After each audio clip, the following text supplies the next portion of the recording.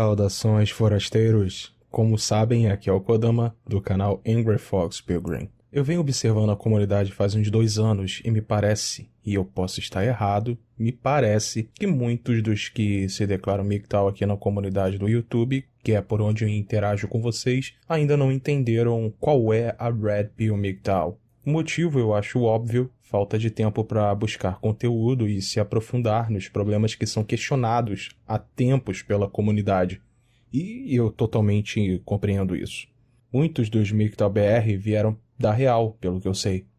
E a Red Pill da Real se trata de como lidar com as mulheres espertinhas e como não cair nas garras delas. Isso acaba causando confusão, porque quando um realista se torna MGTOW, vem também com uns cacuetes, uma mentalidade que, para um desavisado, acaba dando a impressão de que MGTOW é somente uma crítica ao comportamento da mulher moderna e ao feminismo, e isso está errado. Os canais de tradução que eu sempre coloco na descrição trouxeram os principais fundamentos da Red Pill MGTOW, dos canais em inglês, e infelizmente eles não recebem toda a visibilidade que merecem.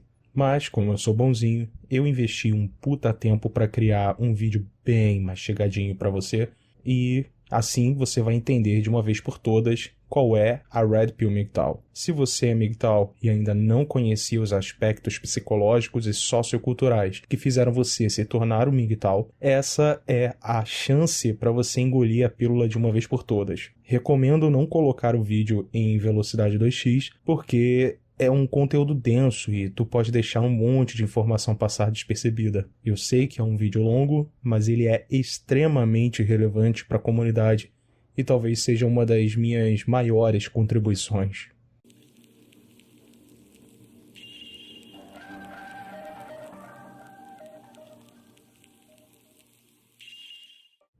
Voltemos um pouco no tempo, nas antigas civilizações.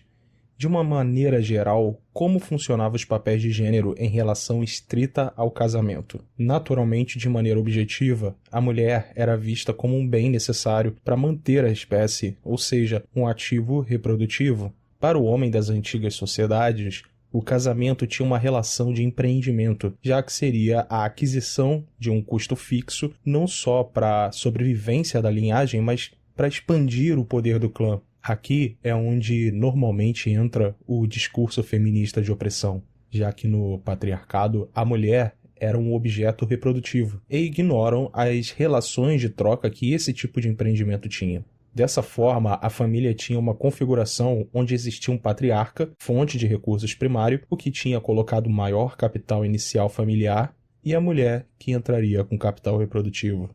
O homem assume mais riscos, pois ele entrava com o capital inicial familiar a curto prazo, ou seja, ele trabalharia para acumular recursos e estar pronto para iniciar a família.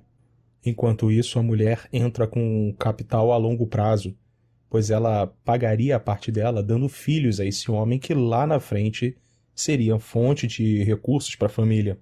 Ou seja, o homem precisaria prover recursos e proteção durante um bom tempo até ver o retorno do investimento que seriam os filhos, uma mão de obra para os negócios da família. Esse arranjo de casamento possibilitava a associação entre famílias e promulgava também a família estendida, levando à riqueza e prosperidade de todos.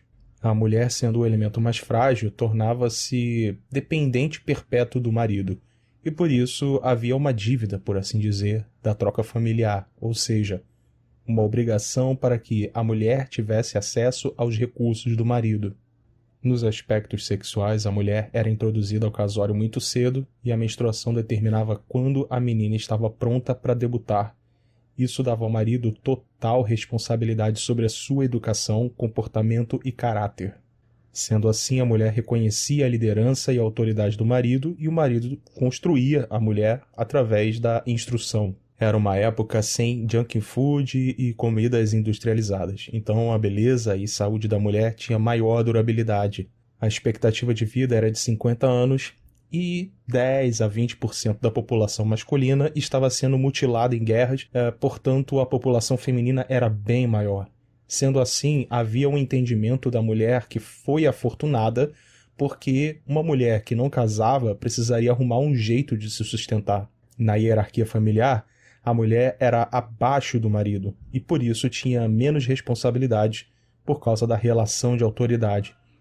Se a mulher cometesse um pecado, cometeria um pecado contra o seu marido e ele a castigaria por isso. O divórcio sem culpa não existia, então a mulher não poderia deixar o marido por causa do tédio. Não há registros históricos de romantismo ou juras de amor até então, sendo o casamento um empreendimento, um negócio para a família realizado de maneira modesta e privada, sem um espetáculo de consumo extravagante. Até aqui vemos que não há uma clara influência hipergâmica a nível epidêmico, como veremos mais adiante. Por isso, minha investigação iniciará no nível psicológico, uma teoria de como os aspectos neurobiológicos influenciam na derrocada patriarcal e resultando numa sociedade genocêntrica. Veja, feminismo, tradicionalismo, tudo isso são apenas os sintomas de uma desordem daquilo que é natural, da posição dos papéis do homem, da mulher e da família. Mas também não posso ignorar que as ideologias não sejam uma ferramenta de engenharia social para a propagação de um comportamento adequado com o coletivo esperado.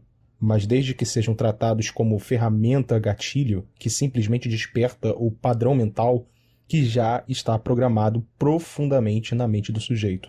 A investigação vetorial precisa ser feita de dentro para fora e determinar o limite de onde se inicia a consciência coletiva que irá influenciar o comportamento do sujeito de fora para dentro. Como ponto de partida, precisamos estabelecer que o ser humano tem um conjunto de programações, padrões, passadas através da cadeia genética. São informações dos nossos ancestrais que carregamos em nosso DNA e isso determina a nossa espécie.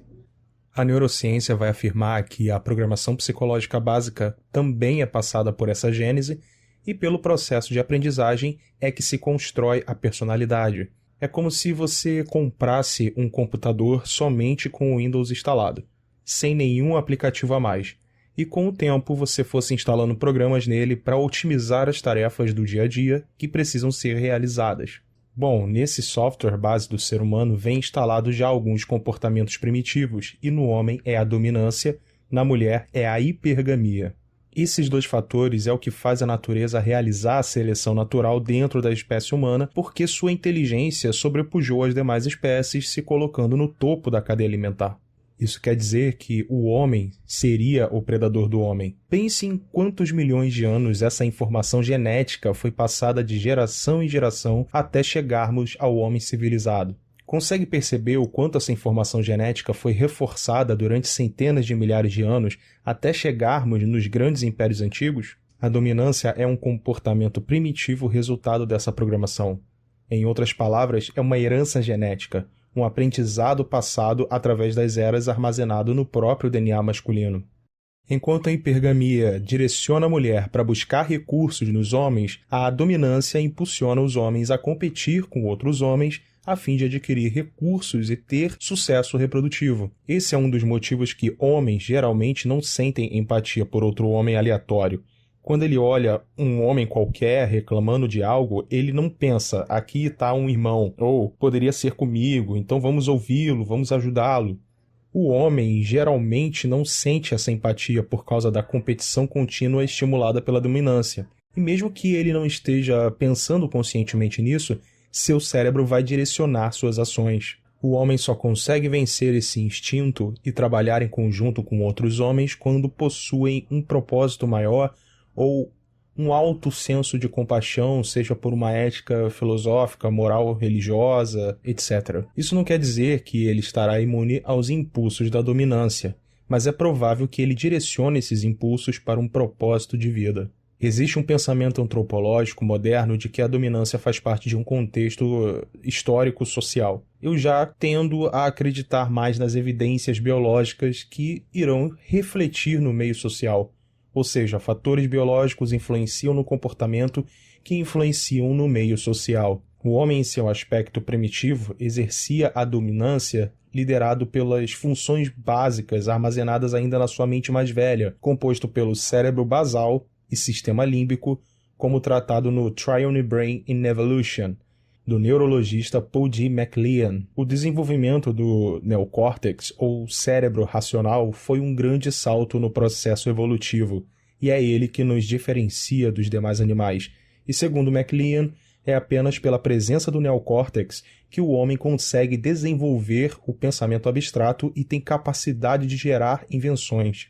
A mente racional também serve de filtro para as novas ideias que nos são apresentadas. É como um freio aos nossos impulsos primitivos. Por exemplo, quando alguém fica embriagado, isso rebaixa a influência desse filtro e a pessoa pode perder o pudor, lobo límbico, ou ter dificuldade de processar informações visuais, lobo occipital, ter confusão mental, lobo parietal, etc, etc.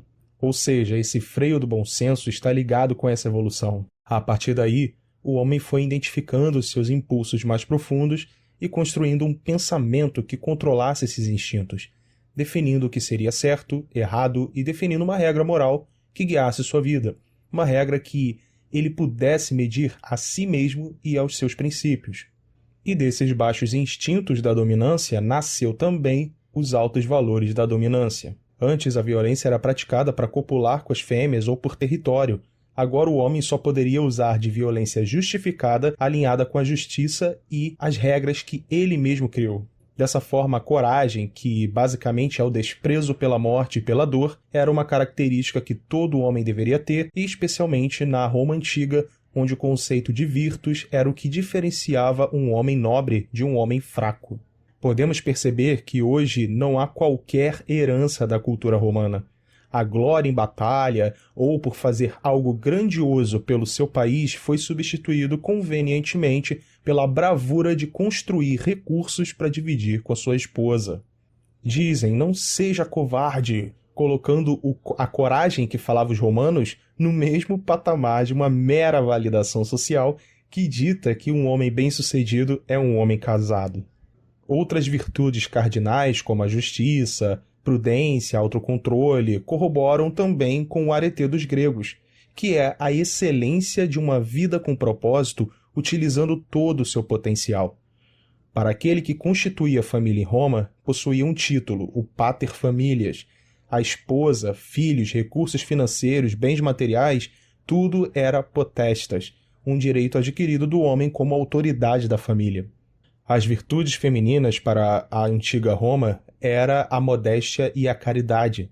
Conclui-se que a dominância ou comportamento primitivo do homem, enquanto espécie inferior, foi controlado e domado pelo homem superior e estimulado, ou melhor, severamente cobrado dos outros homens que seguissem tais condutas, elevando o comportamento do homem e a sua moral, alcançando o respeito da própria sociedade e por proceder desse jeito ele era recompensado. A sociedade já era mais condescendente com a mulher, já que delas era esperada a modéstia e a caridade para ser considerada virtuosa. É o que eles chamavam de pudicitia, e que herdamos essa palavra na nossa língua como pudica. Veja que nos papéis de gênero, na sociedade romana eram muito bem definidos as diferenças biológicas e psicológicas. Isso tudo era levado em consideração na construção da sua cultura. Com isso, as responsabilidades civis eram cobradas do homem, não da mulher, que respondia ao seu marido, pois estava acobertada sobre o seu domínio. Essa cultura não nos foi dada de herança, já que, para os humanos atuais, esse tipo de relação era muito extrema, muito retrógrada. Essa cultura foi completamente subvertida após a queda do Império Romano, e na Idade Medieval, outro tipo de comportamento começou a surgir: o amor romântico. A Roma Antiga não era tradicionalista, ela era patriarcal, coisa que é bem diferente do tradicionalismo medieval. É importante diferenciar isso aqui, porque é bem comum ver as pessoas confundirem o significado das coisas. Quando as civilizações caíram em desgraça e chegaram ao seu fim, o patriarcado já havia sido eliminado, e o empoderamento feminino era extremamente evidente nas leis e costumes. Hoje no Brasil temos uma maioria de pessoas tradicionalistas, e nem de longe isso parece com os arranjos sociais do patriarcado da Roma Antiga. Mesmo que os tradicons digam que a nossa cultura tenha bases lá, não passa de uma falácia para evocar uma sensação de legitimidade na sua luta para defender o fracassado tradicionalismo. Eu não vejo nem a sombra, nem a penumbra, nem sequer um fio de cabelo da Roma e da Grécia Antiga aqui no Brasil. Eu dou risada quando dizem que temos por herança alguma cultura da Europa antiga. Nem a Europa tem herança cultural do seu passado. E em breve não terá também herança genética. Nas relações sociais e culturais entre homem e mulher nos dias de hoje, o que herdamos de verdade foi proveniente da decadência do Império Romano no fim da Idade Antiga, se reestruturando na Alta Idade Média e se consolidando no período feudal. É aqui que encontramos os primeiros vestígios do conceito tradicional de virilidade e machismo, qualidades masculinas já completamente desvirtuadas da Roma Antiga, já que as invasões bárbaras acabaram com qualquer resquício de cultura romana. Em outro vídeo, eu falarei mais profundamente em como o patriarcado constrói civilizações e o genocentrismo destrói civilizações.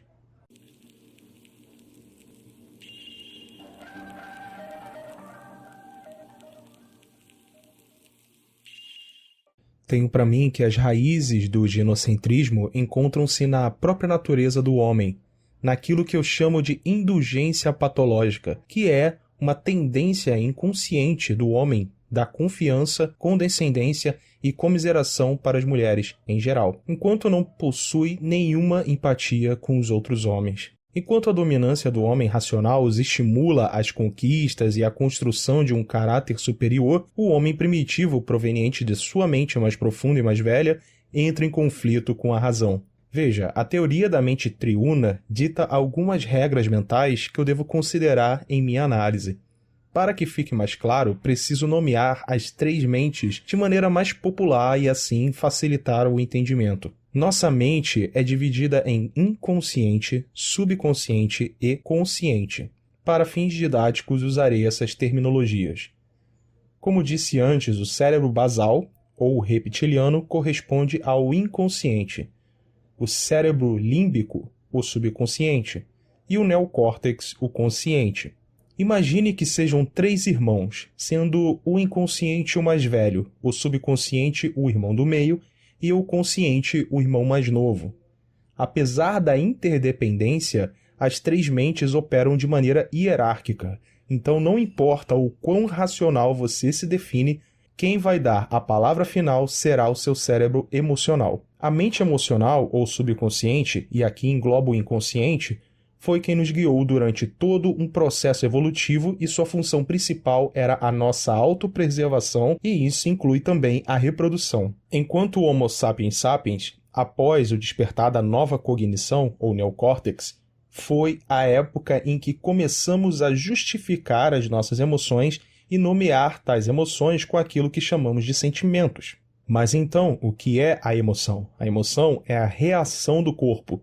Por exemplo, quando estamos angustiados, sentimos um aperto no peito. A angústia é o sentimento. O aperto no peito é a emoção. Agora, por que estaríamos angustiados? Esse é o momento que o cérebro racional irá justificar analisando os dados evidentes e apresentar um resultado. Então, a relação subconsciente e consciente é assim. Existe um padrão emocional instalado no seu subconsciente e ele tem um gatilho. Quando ele é acionado, o corpo sente o estímulo e reage, e a mente racional justifica aquela emoção. Com esse fluxo explicado, agora você entende por que você tomou uma decisão que aos olhos de qualquer um parecia estúpida, mas para você fazia sentido. Agora vamos a um exemplo. O tabagista normalmente diz que fuma porque aquilo relaxa ele. Ora, ele não tem plena certeza de que o cigarro faz mal para os pulmões, possui mais de 4.000 substâncias tóxicas, prejudica seu desempenho físico, tem mau cheiro, incomoda as pessoas, dentre outros males? Tem certeza que ele sabia disso antes mesmo de se tornar um tabagista. Isso está impresso em todos os cartazes, inclusive nos maços. Então por que diabos ele começa a fumar? Ele diz que é para relaxar, que isso ajuda a pensar, que ajuda a descansar depois de um dia estressante. Isso é a mente consciente criando a justificativa para uma demanda emocional que ele não entende, porque a emoção é algo ilógico. A mente subconsciente tem uma linguagem estritamente emocional, então ela não consegue se comunicar com a mente consciente na mesma frequência. Então a mente racional inventa qualquer coisa. Mais detalhes no vídeo A Engenharia da Mente, que eu vou relançar aqui, porque eu não quero me alongar num assunto tão complexo, mas isso que eu expliquei de maneira simplificada está de acordo com a neurociência, que é uma área que eu sou entusiasta. Por causa do dimorfismo sexual fazer a mulher mais frágil fisicamente que o homem, por sua vez desenvolveu uma prática de autopreservação que está instalada na sua herança genética. Assim como o homem possui a dominância, a mulher possui a hipergamia. Sendo assim, todo homem nasce com a dominância e toda mulher nasce com a hipergamia, como uma programação de fábrica instalada no seu inconsciente. E isso não se pode mudar. Você pode customizar, instalar outros aplicativos, mudar alguns resultados, mas não muda a natureza do software. Enquanto os seres humanos inferiores, tanto o homem quanto a mulher, eram guiados exclusivamente por essa programação. Mas quando houve o despertar da consciência racional, o homem tratou de domar os seus instintos baixos, fosse através de uma lei moral, uma lei divina, uma ética filosófica, e fez isso basicamente por causa dos aspectos comportamentais provenientes da dominância. A consciência de matilha, que no Sapiens foi transmitida para a consciência de tribo ou comunidade, o que faz o homem preservar aquilo que ele construiu e pensar a longo prazo. Já a mulher, ao se beneficiar da tribo pelo assistencialismo primitivo que os machos proviam, não precisariam se esforçar tanto quanto o homem. Era assim antes do Sapiens e após a evolução para a espécie racional, a sua hipergamia apenas se adaptou às novas condições. Era cômodo para a mulher a posição que ela estava. Apenas precisaria escolher um bom macho e depois se alimentar das suas provisões. E para conseguir isso, ela precisaria ser uma boa manipuladora emocional. Apesar da genética da espécie ser a mesma, existe uma clara diferença nas duas evoluções que determinaram comportamentos análogos, porém diferentes. Por causa da dominância, o homem gera mais recursos a fim de conseguir ter mais poder reprodutivo, e a hipergamia feminina faz a mulher buscar esses recursos nos homens. A mulher consegue identificar as brechas emocionais que o homem tem quase que de maneira inconsciente, e a brecha emocional que ela manipula é a vaidade ou ego, como preferirem. O ego é uma percepção racional que temos de um padrão emocional. Como o racional não entende a linguagem do cérebro emocional, ele cria justificativas que são apenas meras sombras de uma demanda emocional. Por isso, o ego é apenas uma máscara da real causa comportamental. A maioria das pessoas não conseguem dar a explicação assertiva do porquê de alguns comportamentos que ela tem, então elas inventam alguma coisa por causa da falta de autoconhecimento. Quanto maior for a beleza da mulher, maior é o sinal da sua pureza. E quanto mais pureza, mais legitimidade da sua prole. É como se o semeador encontrasse a melhor terra para plantar as suas sementes com a certeza de que os frutos serão puros e vistosos. Não importa o quão rodada seja essa mulher, a beleza dela é um sinal claro enviado ao seu cérebro emocional de que ela é a perfeita mulher para a cópula.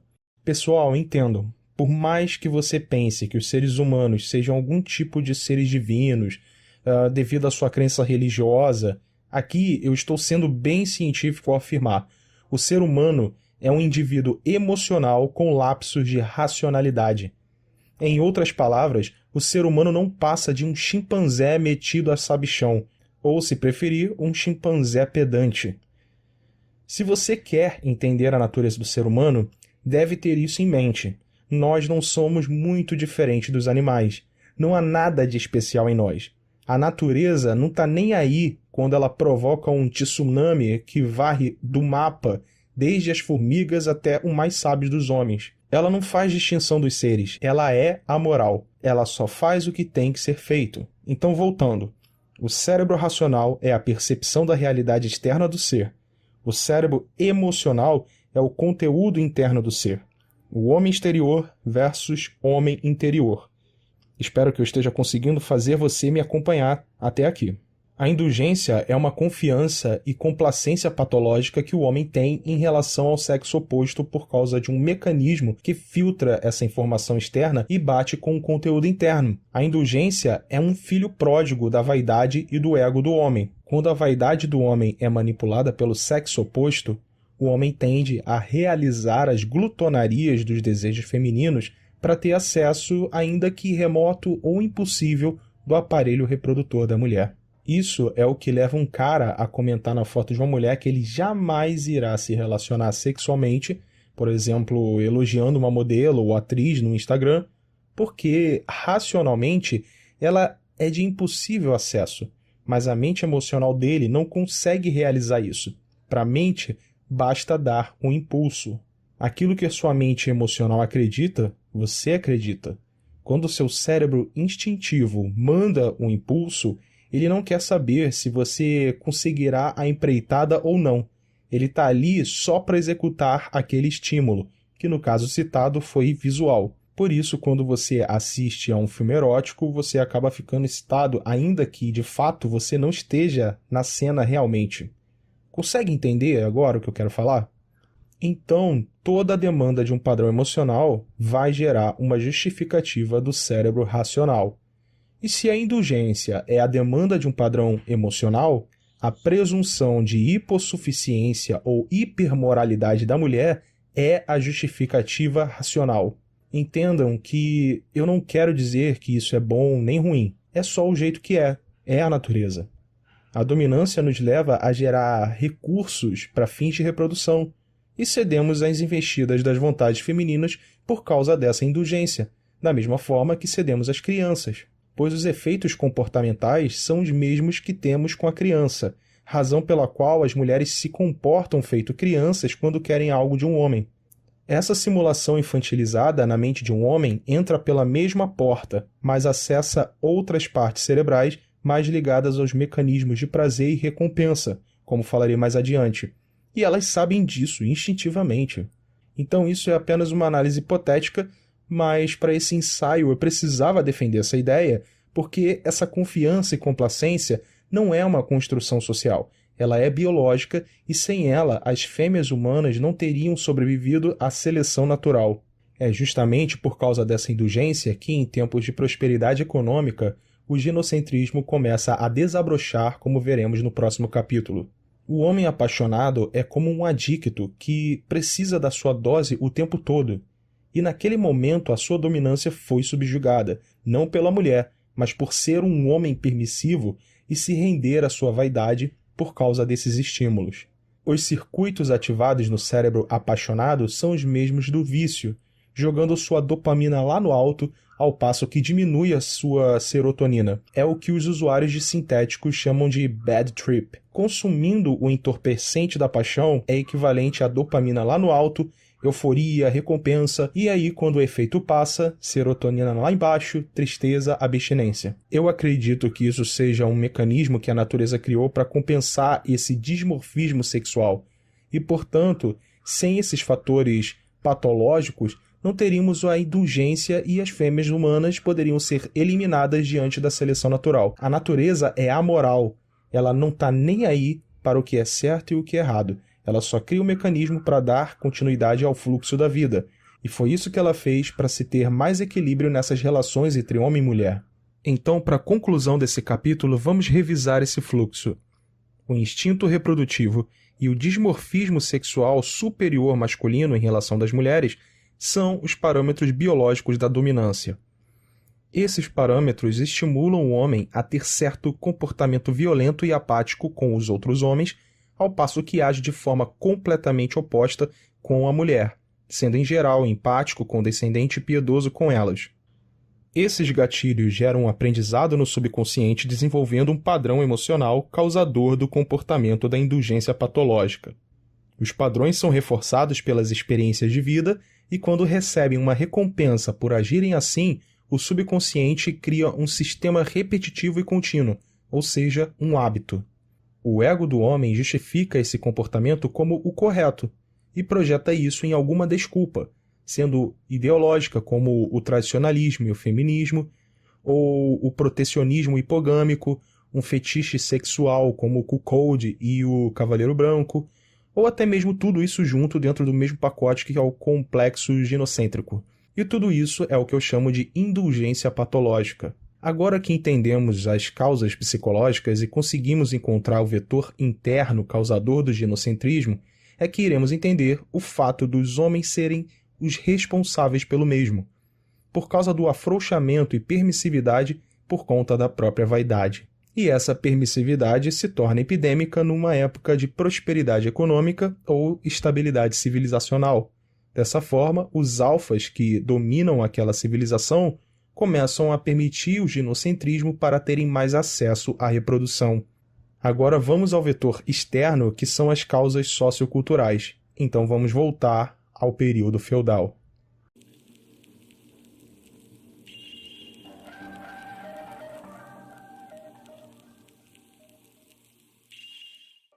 Agora que concluímos que a indulgência é uma característica patológica, portanto emocional do homem, e que lutar contra isso exige-se muita iluminação, irredutibilidade, autoconhecimento, retidão e autocontrole dos baixos instintos, vamos entender os fatores externos que estimularam esse comportamento que se tornou uma cultura conhecida como tradicionalismo e da sua irmã gêmea, o feminismo.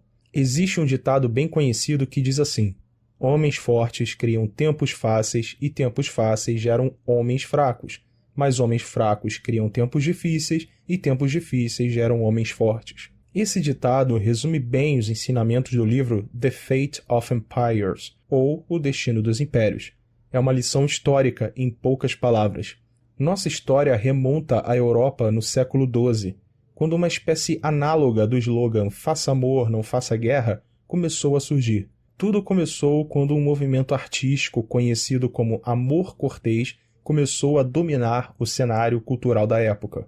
Devido ao multiculturalismo da época, introduziu-se uma prática árabe, uma espécie de culto ao sexo feminino, e aliado a fortes tendências dos cortejos aristocráticos e ao marianismo, ou mariolatria, se preferir, que praticamente elevava a mulher da época ao status de santas como a Virgem Maria, e tudo isso sendo acoplado ao código de conduta militar da época, temos o que conhecemos como cavalheirismo. Mas aí você me pergunta, como diabos conseguiram colocar o amor cortês dentro do código de conduta e comportamento dos militares? Tenta adivinhar. Muito simples, viajante. Envergonhando, ou o famigerado shaming. Isso te traz alguma coisa à mente? Te soa familiar? Agora você vai entender de uma vez por todas por que os tradicionalistas são inimigos do homem, traidores do próprio gênero, e por que, como MGTOW, nos opomos a eles. Tudo começa quando uma capivara louca, com poder financeiro suficiente e grande influência, chamada Eleonor de Aquitânia, decide ser a protagonista de uma revolução cultural que perduraria até os dias de hoje. Ela começou a financiar escritores, músicos trovadores, peças artísticas e, juntamente com Marie de Champagne, presidiam um protótipo da vara de família conhecida à época como Tribunal do Amor. Mas eu não quero me adiantar. Para fins didáticos, eu vou usar alguns termos de hoje para exemplificar e deixar de forma clara o que era feito nessa época. Os cavaleiros eram os homens mais famosos e ricos da época. E quando eles eram acusados de alguma atitude indisciplinar, algum abuso que poderia ser considerado como machismo ou masculinidade tóxica, ele era envergonhado publicamente para que a sua atitude servisse de exemplo e justificasse uma reforma cultural no comportamento dos homens. Então a Marie de Champagne reuniu toda a aristocracia da época, desde os soldados mais ralé até os príncipes, e o que podemos chamar de classe média e beautiful people, para alinhar com eles como deveria ser a etiqueta dos homens e das mulheres. Um exemplo disso é que a caça foi considerada um comportamento grosseiro, sendo substituído por jogos de cavalaria, de forma a domar a inclinação dos homens à caça. Marie tinha um desejo profundo de convencer os homens da sociedade sobre as suas falhas, uma espécie de me desculpe por ser homem, e prescrever o amor romântico e, simultaneamente, a adoração às mulheres como remédio.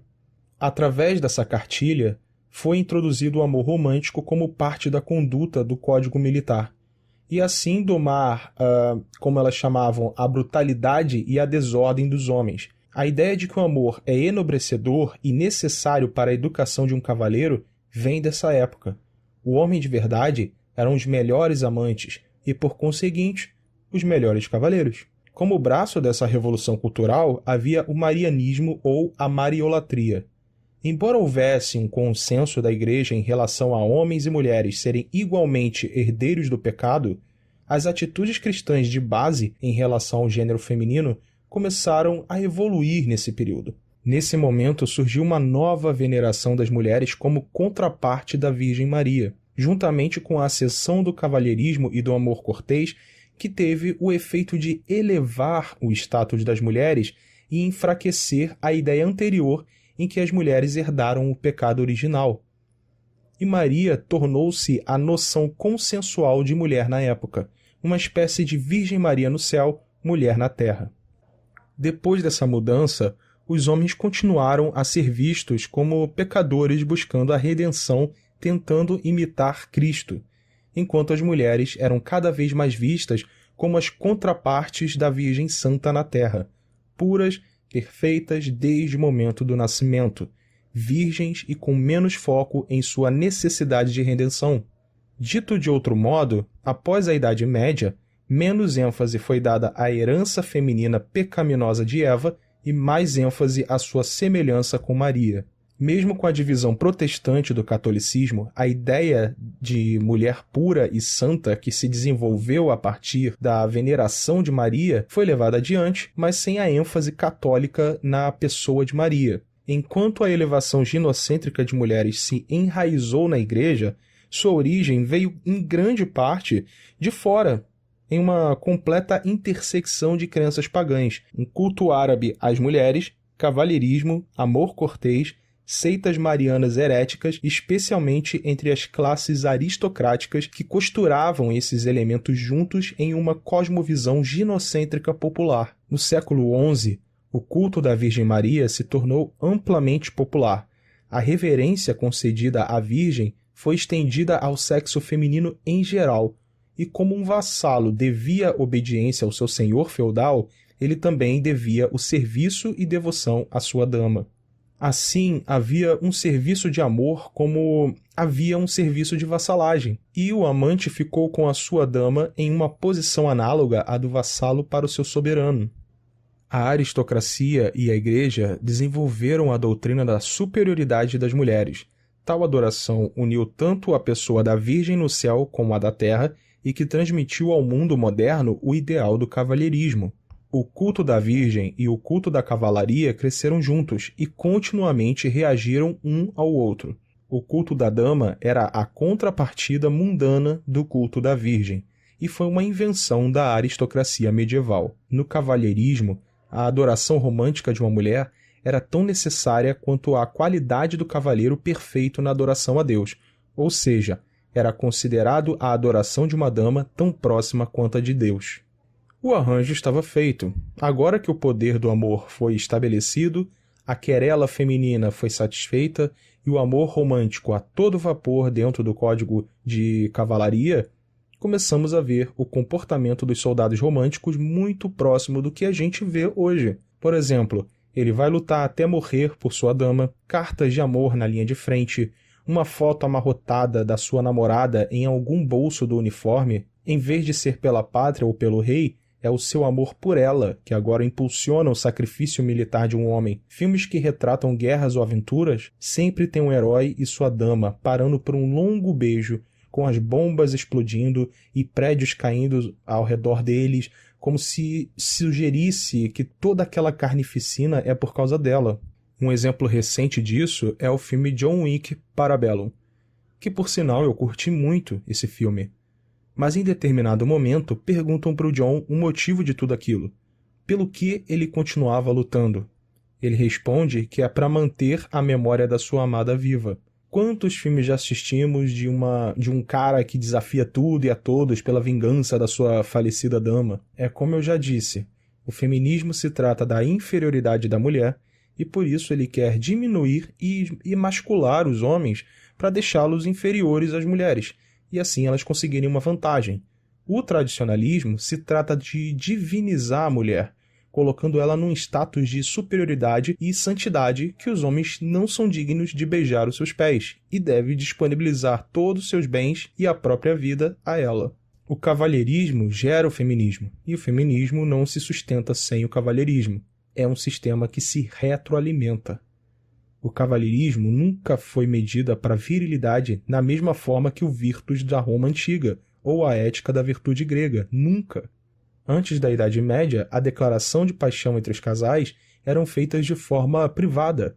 Se fossem feitas em público, eram vistas como suspeitas. Chegou na era do cavalheirismo, os homens foram obrigados a fazer declarações extravagantes, homenagem às deusas na praça, nos jogos de cavalaria, promover eventos românticos luxuosos, emascular um homem de tal forma que, como a mídia atual é o YouTube, vejo homens fazendo vídeos e mais vídeos de declaração à sua amada, ou cedem espaço para ela aparecer em seus vídeos e deixam elas até envergonharem eles para toda a sua audiência. Hoje é aceito que uma mulher bata, humilhe e envergonhe um homem publicamente, enquanto ele precisa tratá-la feito uma princesa da Disney. Olha o que uma escritora pró-feminismo, a Modesta Pozzo, escreveu no ano de 1590. Não vemos que a tarefa correta dos homens é sair para trabalhar e se desgastar tentando acumular riqueza como se fossem nossos mordomos, para que possamos permanecer em casa como a governanta, dirigindo sua propriedade e aproveitando o lucro de seus trabalhos? Isso, se você gosta, é a razão pela qual os homens são naturalmente mais fortes e mais robustos do que nós. Eles precisam ser, para que possam suportar o trabalho duro em nosso serviço. Agora, olha o que a ministra Damares disse agora, em dezembro de 2018. Hoje, a mulher tem estado muito fora de casa. Costumo brincar como eu gostaria de estar em casa toda a tarde, numa rede, e o meu marido ralando muito, muito, muito para me sustentar e me encher de joias e presentes. Esse seria o padrão ideal da sociedade. Consegue enxergar o padrão aqui? O tradicionalismo alimenta o feminismo. Um não existe sem o outro. O feminismo colocou as mulheres para trabalhar e competir com os homens, mas como elas não conseguem competir diretamente com os homens no mercado de trabalho, então o feminismo cria políticas públicas para tirar cada vez mais as vantagens naturais dos homens e criar vantagens artificiais para as mulheres. Em ordem simultânea, o tradicionalismo também cria essas condições de trabalho para a mulher, mas no comportamento prático o dinheiro da mulher é dela e o dinheiro do homem também é dela. Isso é ser homem de verdade para o tradicionalismo, sacrifício em prol da dama. E mulheres tradicionais não se diferenciam muito das feministas. Eu acho que mulheres tradicionalistas são até mais covardes que as feministas, porque elas se fingem de santas, fecham os olhos para as cagadas que o feminismo fez, mas se beneficiam de todos os privilégios que podem da sociedade. Outras gritam e ofendem as feministas, mas quando se fala de cortar algum privilégio delas, esperneiam feito crianças. Ao menos a feminista é identificável, já a tradicionalista se esconde por trás da aura de deusa virginal e usa o feminismo como espantalho para desviar de si a mácula doentia que as feministas carregam. Não querem perder a veneração e o sacrifício do homem em prol de si mesmas. Outra prática no feudalismo sexual era o tribunal do amor. Mulheres adoram eufemismos.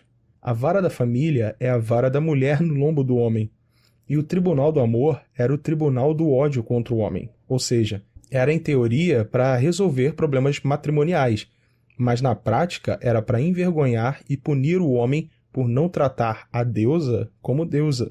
Esse tribunal do amor era composto somente por mulheres. Também era conhecido como a Corte das Damas, onde presidiam como juízes Eleanor da Aquitânia, sua filha Marie de Champagne, sua sobrinha Isabelle de Flandres e Ermengarde, condessa de Narbonne. E além disso, era composto por 70 júris mulheres. What a time to be a knight. Você passa anos numa cruzada e quando volta tá tudo uma merda. As punições eram diversas. Elas espalhavam a notícia de repúdio ao macho tóxico através de panfletos, espécie de tabloide da época, e é normal que você compare isso ao mainstream dos dias atuais. Ser cavaleiro era uma honra e um grande status na sociedade conseguido com muito sacrifício e labor, que poderia ser totalmente destruído com uma simples notícia como uma falsa acusação num panfleto. Poderia chegar a punições mais severas, como perda de bens, propriedades, títulos, era um horror. Não, senhor, a palavra da mulher valia muito mais do que a de um cavaleiro. Uma mentira da deusa virgem valia mais do que 1000 verdades de um cavaleiro. Tudo era analisado sempre pela ótica feminina. Eu disse antes que o bom senso de comunidade do homem civilizado sempre foi um termômetro na sua moralidade. Se ele errasse, ele estaria sujeito às regras que ele mesmo inventou. Já a sua mulher sob sua tutela, seus baixos instintos eram freados pelo marido. Quando os papéis se inverteram no tradicionalismo cavalheiresco, a mulher perdeu o freio, cara. É muito raro se ver uma mulher com valores espirituais que consigam chegar às mesmas conclusões lógicas e ter uma conduta moral como um homem justamente porque ela nunca precisou fazer isso. Elas receberam todas as benesses de graça e nas civilizações antigas só era esperado que ela fosse casta e modesta. A única mulher que eu estudei e posso dizer com propriedade que possui um alto valor espiritual, para mim, foi a Esther Vilar. Somente uma mulher com um arcabouço genuinamente intelectual poderia chegar a conclusões que ela escreveu em seu livro O Homem Domado, O Casamento é Imoral e O Sexo Poligâmico. Não imagino muitas mulheres nos dias de hoje que escreveriam livros como esses. A indulgência patológica do homem em relação à mulher tirou qualquer freio que existisse, deixando elas se entregarem aos seus desejos narcísicos mais baixos e tomarem atitudes perversas contra um homem. E isso está consolidado há mais de 800 anos. Você realmente acha que dá para consertar um negócio desses? Acha que as leis vão melhorar? Mesmo se melhorassem, como desconstruir a cultura misândrica que está praticamente enraizada no DNA do homem moderno que tem uma mentalidade tradicionalista?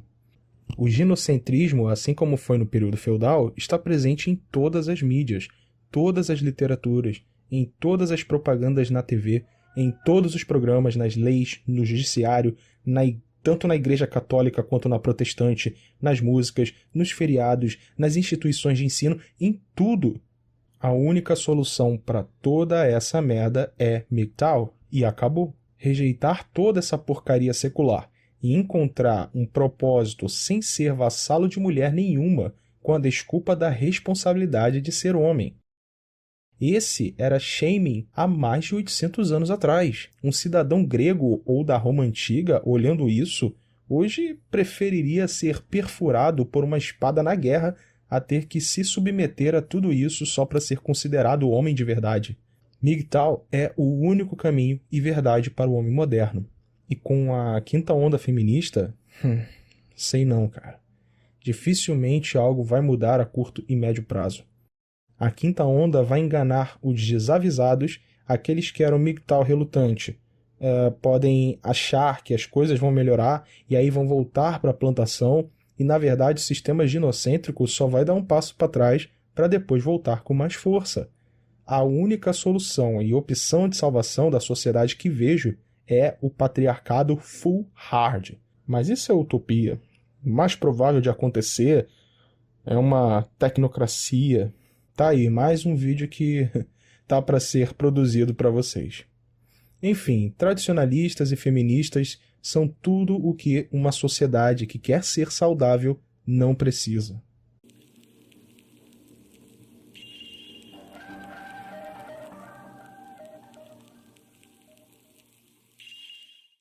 Bom, os principais comportamentos prescritos pelo Código de Amor Cavalheiresco são as realizações de feitos românticos, bravura e vassalagem.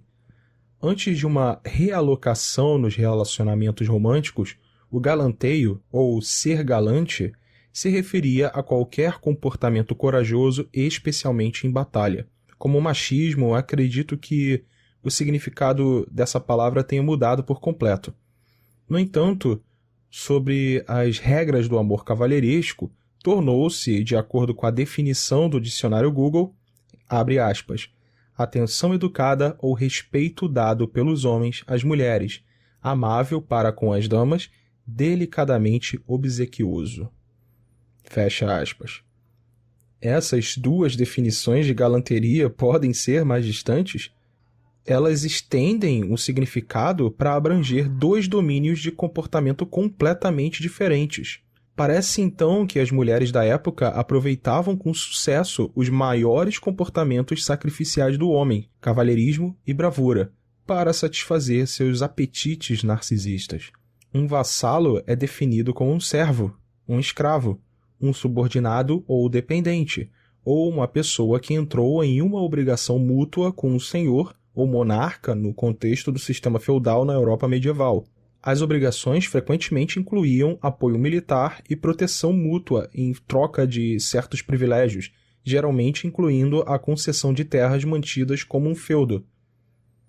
A vassalagem no amor cortês foi então utilizada como um conceito que Maurice Valence chamou de o princípio modelador de todo o design do amor cortês. Se era um cavalheiro, ou um trovador, ou um plebeu, a rotina de vassalo para a mulher era a ordem do dia, exatamente como é hoje. Os poetas adotaram a terminologia do feudalismo, declarando-se vassalos da dama e dirigindo-se a elas como middens, que etimologicamente não é minha senhora, e sim meu senhor, e foi tomado como bajulação padrão de uma mulher.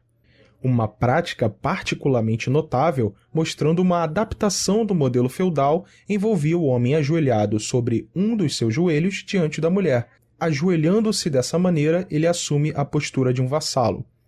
Ele fala, prometendo a sua fé, prometendo como homem de um suzerano não oferecer seus serviços a qualquer outra pessoa. E ele ainda vai mais longe. À maneira de um servo, ele faz dela um presente de toda a sua pessoa, um mortal sendo presenteado pelo amor divino. Até hoje ouvimos esses cacoetes saindo da boca de homens que conhecemos, que já treinam a vassalagem no namoro, depois na cerimônia de atestamento de gado vassalo, conhecida como casamento, e mesmo depois do casamento, as juras precisam ser reforçadas e demonstradas todos os dias.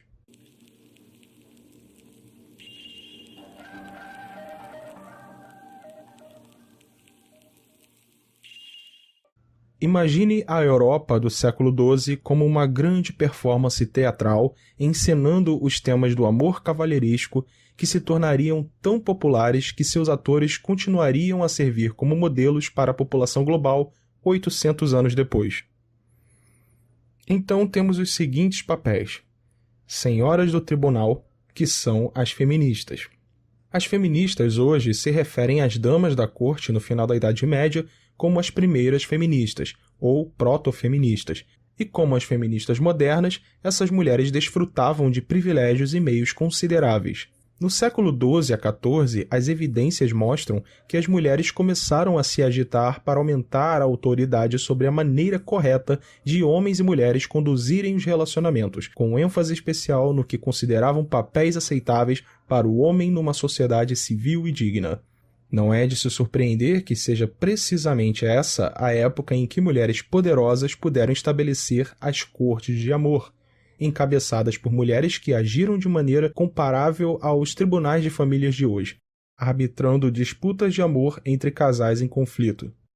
A literatura-chave no período que detalha a etiqueta adequada esperada nas relações de gênero foi encomendada por mulheres poderosas. Por exemplo, A Arte do Amor Cortês, e em alguns casos foi escrita pelas próprias mulheres, por exemplo, os escritos de Christine de Pizan ou de Marie de France.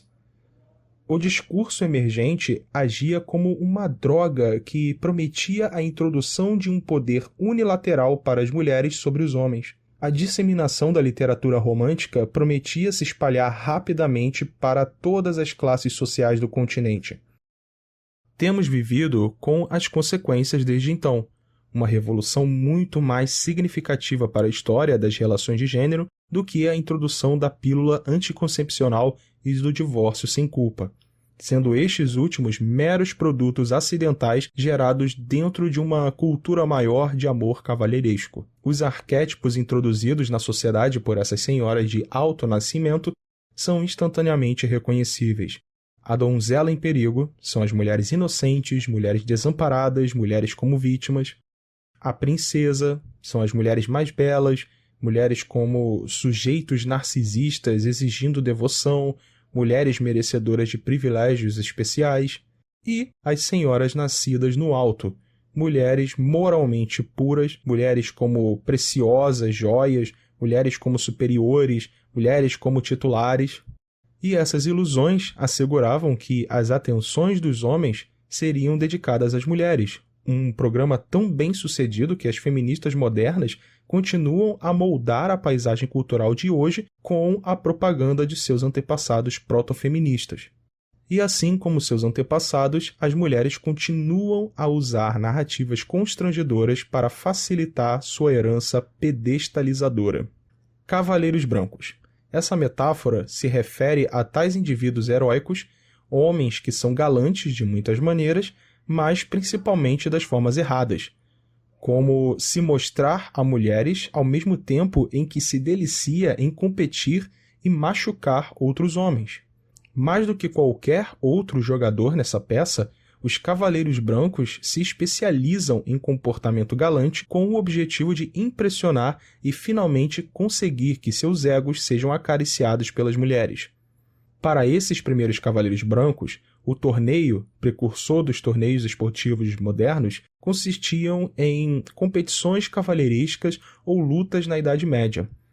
Nessas lutas, os cavaleiros estavam dispostos a ferir seus semelhantes para ganhar o elogio das espectadoras. Os competidores eram observados em uma batalha por mulheres que atiravam as suas peças de roupas nas arenas para que os esportistas usassem a peça de uma mulher em particular e a representassem na arena. Os homens estavam basicamente lutando por ela, assim como faziam em outros lugares em campos de batalhas reais. Ao galante homem que ganhou seu torneio seria concedido uma oportunidade para brincar com a mulher que ele representou no ringue. Nós mantemos essa tradição ginocêntrica hoje como os torneios de futebol, torneios de artes marciais e assim por diante, todos projetados para mostrar proezas masculinas, onde os competidores vencedores se divertem depois com as melhores damas. Outras atividades dos cavaleiros brancos incluem impressionar as mulheres com grandes gestos de proteção. Por exemplo, a iniciativa do escudo verde com a dama branca. Era uma ordem de cavalaria fundada por Jean Lemaitre e outros 12 cavaleiros em 1399, comprometendo-se durante 5 anos com a proteção das mulheres.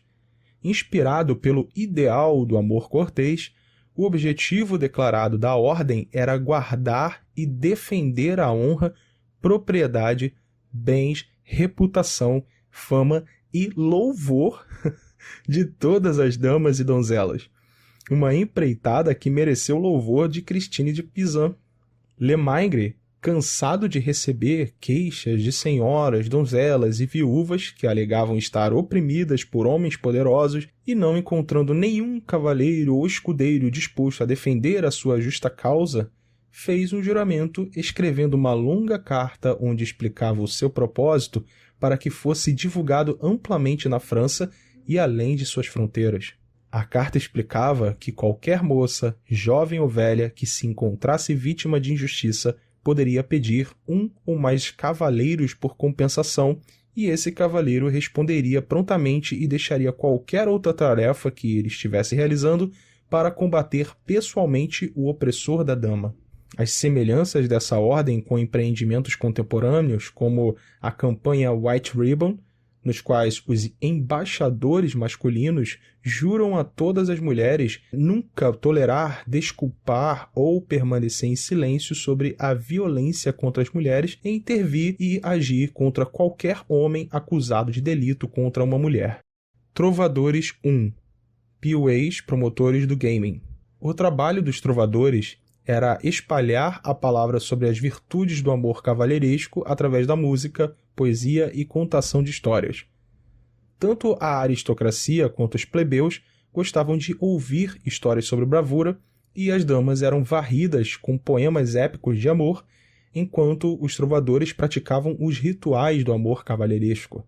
Assim como os POAs ou gamers de hoje, que escrevem e falam em louvor da vagina, os trovadores também eram compositores e promotores da arte do amor, para alcançarem a realização sexual. Eles continuam a tradição da escrita em prosa para ilustrar as muitas maneiras de lisonjear as mulheres a fim de entrar em suas calças. O jogo é uma palavra muito apropriada para essa tradição de 800 anos, com a sua proibição de linhas ensaiadas e falta de autenticidade pessoal. É um jogo roteirizado de adoração de mulheres que visa um objetivo estreito. Em essência, isso equivale a um fingimento de amor cavalheiresco para fins de manipulação, geralmente para ganhar sexo.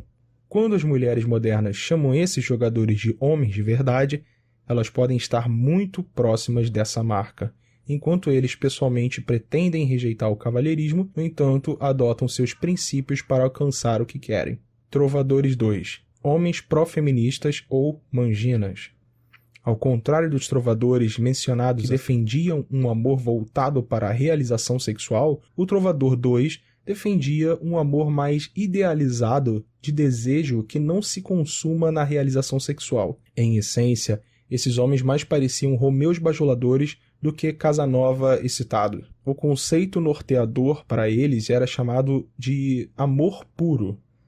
Tais homens eram particularmente prevalentes no norte da França, enquanto no sul vemos os trovadores 1, celebravam um amor mais carnal, no qual se buscavam encontros sexuais completos. Outra coisa que distinguiu os trovadores do tipo 2 do primeiro é a autenticidade. Esses homens pareciam se identificar completamente com o papel e não eram meramente jogadores.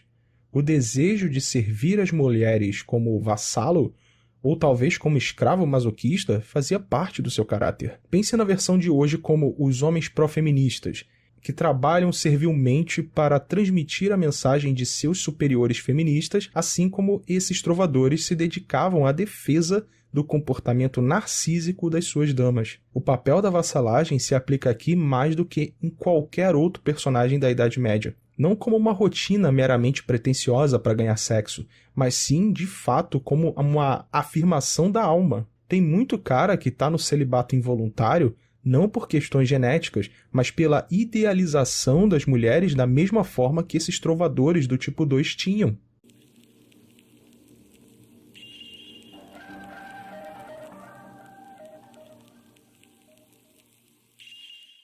As evidências do ginocentrismo podem ser encontradas antes da Idade Média. Então o ginocentrismo teria 800 anos aproximadamente. Mas para determinar se a tese é válida, primeiro precisamos definir o que é ginocentrismo. O termo ginocentrismo tem estado em circulação desde 1800, com a definição geral sendo focada nas mulheres, preocupado com as mulheres. Adam Kostakis classifica ainda mais o ginocentrismo como, abre aspas, sacrifício masculino em benefício das mulheres e a deferência de homens para mulheres. E conclui, o ginocentrismo, seja pelo nome de honra, nobreza, cavalheirismo ou feminismo, sua essência não mudou. Permanece um dever peculiarmente masculino de ajudar as mulheres nos botes salva-vidas, enquanto os próprios homens enfrentam uma morte certa e gelada. Fecha aspas. A partir dessas definições, vemos que o ginocentrismo poderia se referir a qualquer prática centrada na mulher numa sociedade, ou mesmo a um único ato ginocêntrico realizado por um indivíduo. Com esse amplo uso em mente, concluímos que a expressão cultura ginocêntrica se define como qualquer cultura que institui regras para relações de gênero que beneficiam as mulheres às custas dos homens em uma ampla gama de medidas. Na base de nossa atual forma de ginocentrismo está a prática do sacrifício masculino imposto em benefício das mulheres. Se aceitarmos essa definição, precisamos olhar para trás e fazer a seguinte pergunta sobre se os sacrifícios masculinos ao longo da história sempre foram feitos para o bem das mulheres ou, alternativamente, por causa de algum outro objetivo principal. Por exemplo, quando os homens iam morrer em grande número nas guerras, era para as mulheres ou era para o homem, o rei e o país? Se foi pelas mulheres, então podemos afirmar que isso foi resultado de uma cultura ginocêntrica intencional. Se o sacrifício não é destinado ao benefício das mulheres, mesmo que as mulheres sejam ocasionalmente beneficiárias do sacrifício masculino, então não estamos lidando com o ginocentrismo. A descartabilidade masculina, estritamente para o benefício das mulheres, vem fortemente após o advento da Revolução de Gênero do século XII na Europa, uma revolução que nos deu termos como bravura, cavalheirismo, amor cavalheiresco, cortesia, romance e assim por diante. A partir desse período, as práticas ginocêntricas cresceram exponencialmente, culminando nas exigências do feminismo de hoje. Em resumo, o ginocentrismo era, na melhor das hipóteses, um fenômeno espaçado antes da Idade Média, após o qual se tornou onipresente. Com tudo isso em mente, faz pouco sentido falar de cultura ginocêntrica a partir da Revolução Industrial há apenas 200 anos atrás, ou 100 ou 30 anos atrás, ou de ter 2 milhões de anos, como alguns argumentariam. Nós não estamos simplesmente lutando com 2 milhões de anos de programação genética. Nosso inimigo, culturalmente construído, é muito, muito mais simples de identificar e as evidências históricas são fortes.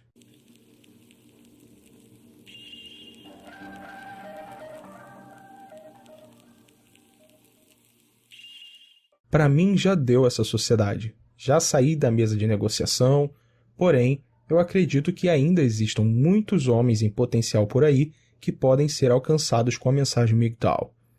Eu não sou ativista dos direitos dos homens, eu apoio demais os camaradas do movimento, mas não acho que direitos iguais aos das mulheres resolveria qualquer coisa, muito menos tentar frear o avanço das leis feministas, que isso não vai acontecer.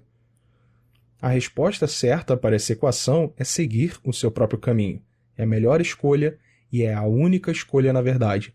Se algum dia temos uma chance de reverter o estrago feito por séculos de ginocentrismo, é somente através da mensagem do homem livre, um homem de cada vez, como naquele filme com o Andrew Garfield, Até o Último Homem. Esse é o meu trabalho aqui, a fim de evitar uma epidemia de homens tirando a própria vida ou perdendo a sanidade por causa de uma ilusão chamada casamento e do narcisismo da mulher moderna.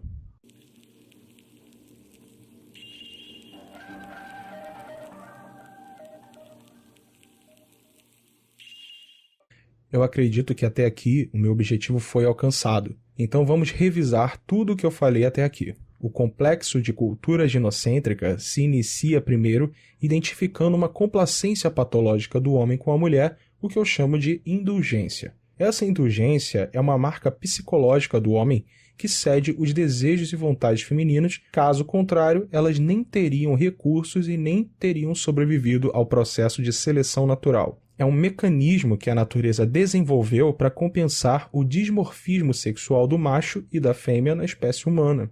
Porém, com o surgimento do homem civilizado, esses aspectos psicológicos se tornam mais perigosos, sendo justificados indevidamente como uma presunção de hipossuficiência pelo feminismo ou hipermoralidade feminina pelo tradicionalismo, pelo fetichismo hipogâmico, cuckold, cavaleiro branco, etc., entre outros já citados.